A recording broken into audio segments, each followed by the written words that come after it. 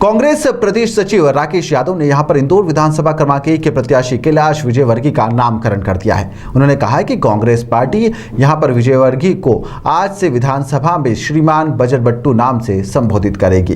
उन्होंने विजयवर्गीय को ब्राह्मण और बनिया समाज को लेकर दिए गए बयान पर भी कहा है कि उनका मूल समर्थन जातिवाद ही फैलाना है। देखिए सभी पत्रकार बंधु और मेरे मित्रों, आज ये प्रेस कॉन्फ्रेंस विधानसभा 1 को लेकर बुलाई गई है। आप सब यहाँ आए इसके लिए आपको धन्यवाद। 2 सेशन में ये प्रेस कॉन्फ्रेंस के डिटेल में आपको बता रहा हूँ। पहला वो बातें जो भाजपा के उम्मीदवार ने जिस दिन से टिकट घोषित हुआ है उसके बाद आज तक पब्लिक डोमेन में बोली है। दूसरी 5 वो सवाल हैं जो कांग्रेस द्वारा भाजपा प्रत्याशी से पूछे गए हैं और इसके बाद आपके सवाल और मेरे जवाब रहेंगे। सबसे पहले हमने भारतीय जनता पार्टी के जो प्रत्याशी हैं उनका नामांकन आज कर दिया 17 तारीख तक के लिए। उनको नाम दिया है श्रीमान बजरबट्टू। अब वो इसी नाम से विधानसभा में पुकारे जाएंगे। इस नाम के बहुत सारे अर्थ होते हैं और सबसे बेहतर अर्थ भाजपा उम्मीदवार समझते हैं, क्योंकि इस विधानसभा में जहां वो मेहमान बन के चुनाव लड़ने आए और बहुत बार 14 साल से बजरबट्टू बनते रहे, लेकिन कभी विधानसभा के लोगों ने ये सोचा नहीं था कि ये बजरबट्टू एक दिन उनके विधानसभा में भी चुनाव लड़ने आ जाएंगे। इसलिए उनका नामांकन श्रीमान बजरबट्टू किया गया है और इसी नाम से मैं आगे प्रेस कॉन्फ्रेंस में संबोधित करूंगा। सबसे पहली बात, जब उन्होंने अपने चुनाव प्रचार की शुरुआत की तो एक सम्मेलन में उन्हीं के मार्गदर्शन में ये स्पष्ट बोला गया कि ब्राह्मण समाज और बनिया समाज बर्तन मांजेगा। मैं पूछना चाहता हूं भाजपा के वो मिस्टर बजरबट्टू से, श्रीमान बजरबट्टू से, कि ये ऐसा बयान आने के बाद भी उन्होंने दोनों समाज से माफी क्यों नहीं मांगी।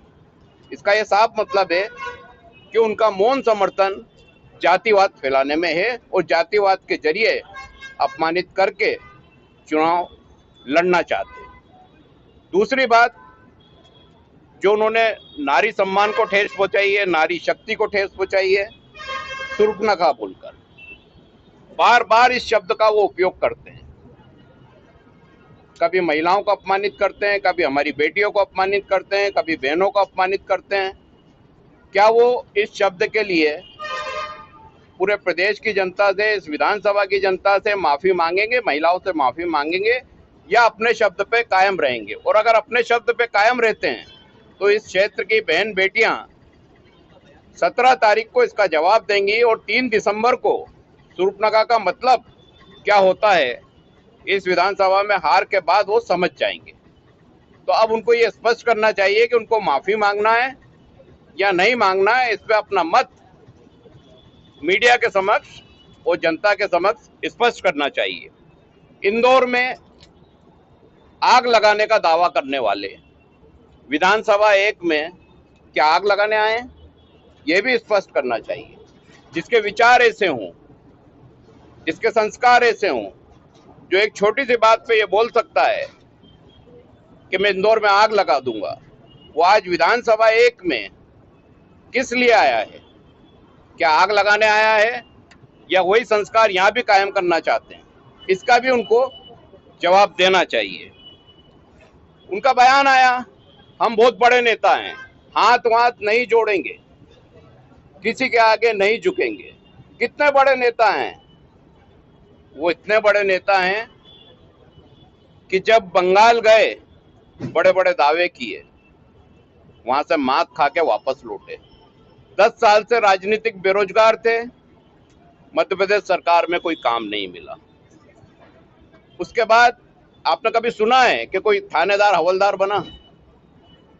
भाजपा में होता है, पहले इनको थानेदार बनाया गया, राष्ट्रीय महासचिव बने और अब हवलदार बन के विधायक का चुनाव लड़ने आ रहे हैं। और वो भी कहाँ आ रहे हैं?